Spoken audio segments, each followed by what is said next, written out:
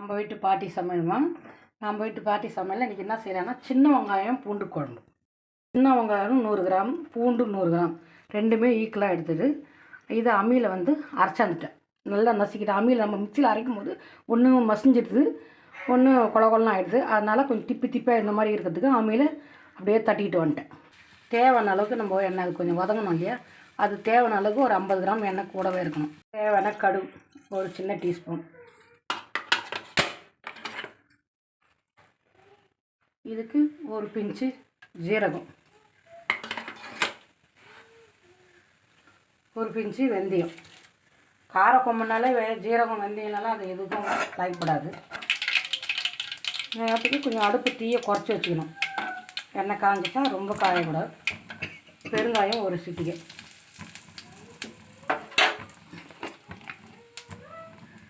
மஞ்சாத்தூள் 1/4 கரண்டி. இப்போது நம்ம இந்த வெங்காயத்தை போடுறோம்.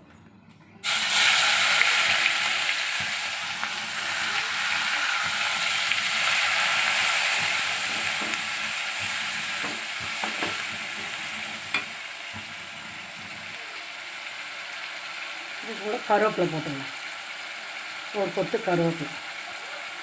இது நாங்கள் 3 பேர் சாப்பிட்றதுக்கு இது சமைக்கிறேன்.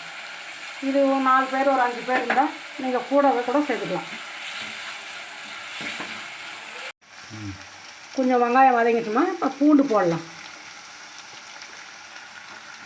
இது குழந்தை கூட போய் தட்டி விடலாம். ஏற்கனவே நான் பூண்டு வதக்கி தான் பூண்டு குழம்பு மட்டும் போட்டேன். சின்ன வெங்காயம் தனியாக வதக்கி சின்ன வெங்காயம் குழம்பு போட்டேன். இது ரெண்டுமே ஈக்குவலாக போடுறேன் பாருங்க.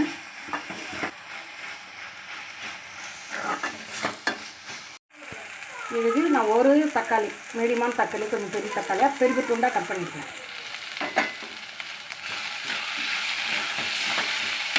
கருப்பு புளி தான், இதை நம்ம கரைச்சி வச்சுருக்கிறேன். இதை நம்ம அப்படியே யூஸ் பண்ணிக்கலாம். கொஞ்சம் தக்காளி வதங்கட்டும், எண்ணெய் திரிஞ்சு வரட்டும். அது ரொம்ப வதங்கிட்டு நம்ம மசாலா போட தேவையில்லை, இப்பயே போடலாம் பாருங்கள். அதுக்கு தேவையான தனியாத்தூள் 2 டீஸ்பூன், 2 டீஸ்பூன் தனியாத்தூள், 1 டீஸ்பூன் வரமிளகா தூள், பெரிய மிளகாத்தூள் 1 டீஸ்பூன்.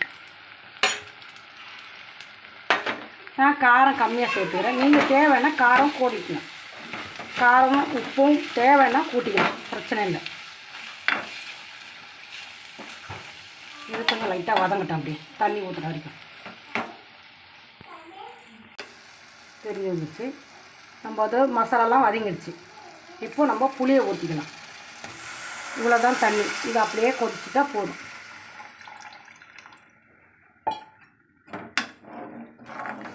தண்ணி இதுக்கு மேலே இல்லை, இது அப்படியே சுண்டி வந்தால் இது போதுமானது. மசாலாலாம் ஏற்கனவே வாசம்லாம் போயிடுச்சு. இது அப்படியே கொஞ்சம் சுண்டட்டோன்னு நான் காட்டுறேன் பாருமா. அப்படியே எண்ணெய் திரிஞ்சு வந்துடுச்சு. எண்ணெய் அப்படியே தான் எவ்வளோ சுண்டிடுச்சு.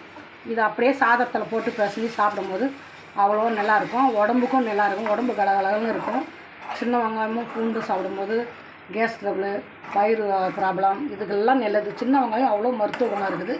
பூண்டு இது சேரும் போது ரொம்ப ரொம்ப நல்லாயிருக்கும் உடம்புக்கு.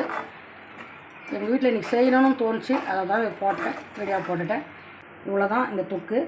இது பிடிச்சிருந்தா சப்ஸ்கிரைப் பண்ணுங்கள், ஷேர் பண்ணுங்கள், லைக் பண்ணுங்கள், கமெண்டே பண்ணுங்கள்.